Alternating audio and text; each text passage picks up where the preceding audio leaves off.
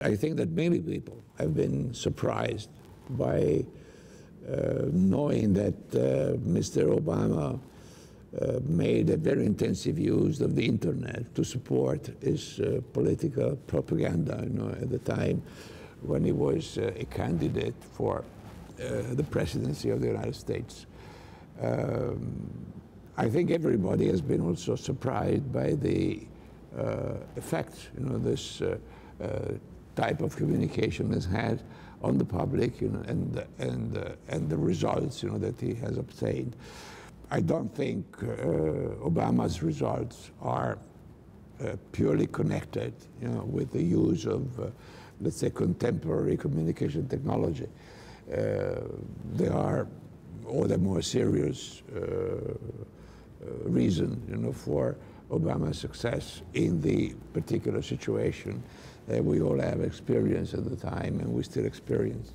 But I think that the use of internet communication technology has been very important and gives us a message on how this president thinks, on the objectives he has, on the means he's using to reach these objectives. And I think this is a very contemporary art of being president, and I think the whole world, is expecting, this president to be a good president, because we all would profit from that.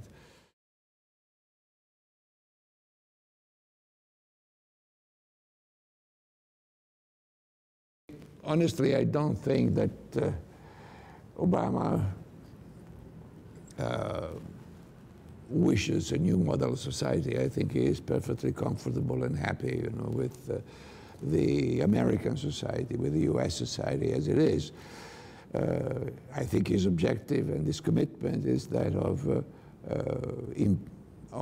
changing, the political approach, to the model of society, available, and improve it and make it more efficient and make it more responsive to people's needs and so on. And I could make a long list, of social objectives, that this president is carrying with him in a way.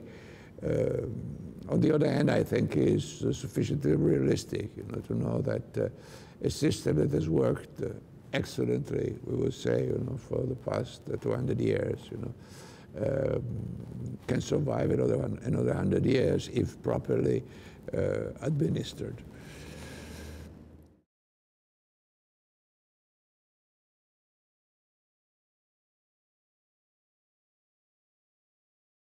American capitalism, with Obama ready to new adventures, well, I think it is proper of capitalism to be adventurous, not only because we have discovered the venture capital, but capital has always been, has always been adventurous, has always been risking money for obtaining economic results. I think that, or I hope, that American capitalism is going to be even stronger than Obama, correcting, certain, let's say,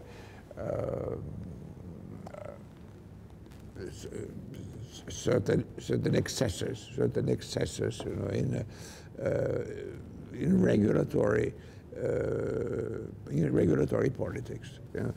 Not because I have been in favor of Reagan's deregulation. I think it has been positive.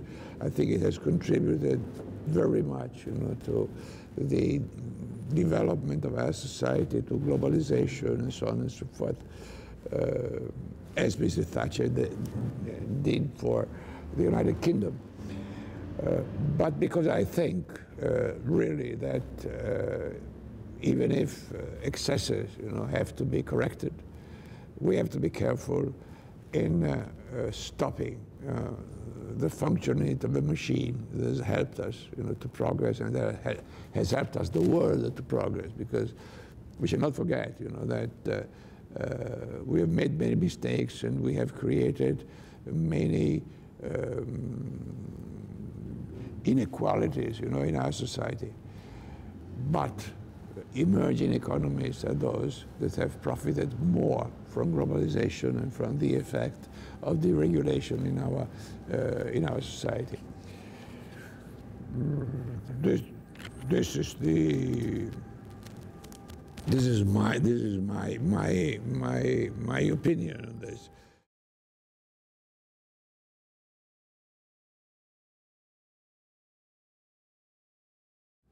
I think it's very difficult, and after the disastrous forecast, of our economists, I'm not going to join, this crowd.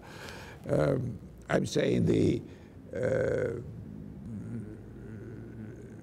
fact that the President of the United States has openly favored a deal like the Fiat-Chrysler deal,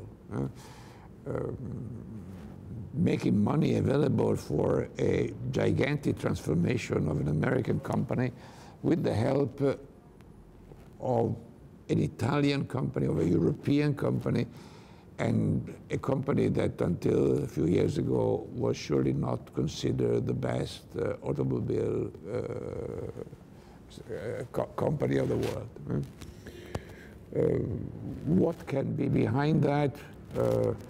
But honestly, I think Mr. Obama has been counseled, by somebody who knew the automotive scenario, knew the availability at Fiat of certain technologies that could be of help, to renew the approach to the market of an American company. And I think somebody who has evaluated the quality of the new Fiat management. The new Fiat management has surely demonstrated that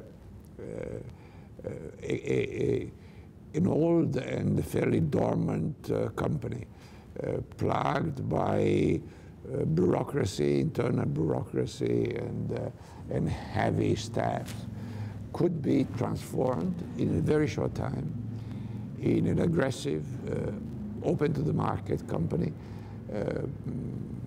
putting out products that cannot be compared with the past, with new ideas and a new approach.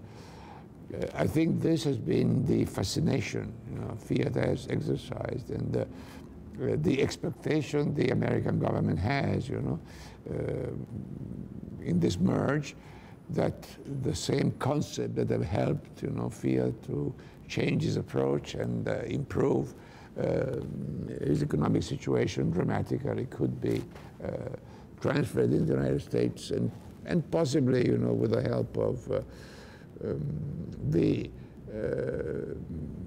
flexibility of the U.S. market and of the U.S. business, probably be even faster, than Mr. McKinney was able, to operate in Italy, where the sort of changes, have a certain number of constraints, that we don't need to list.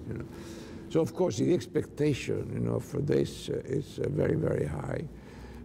I think it's based on the ability of Mr. McKinney and very little else. That's why it's very difficult to forecast, what this is going to be. I can only say that if there is somebody who has a chance of turning around Chrysler's situation, this is Mr. McKinney. And I'm sure he will at least try the utmost to do that. if he will succeed, of course, you know, this, one also has to be lucky, not only very good. He is surely very good. At the end, we will see if he's also lucky.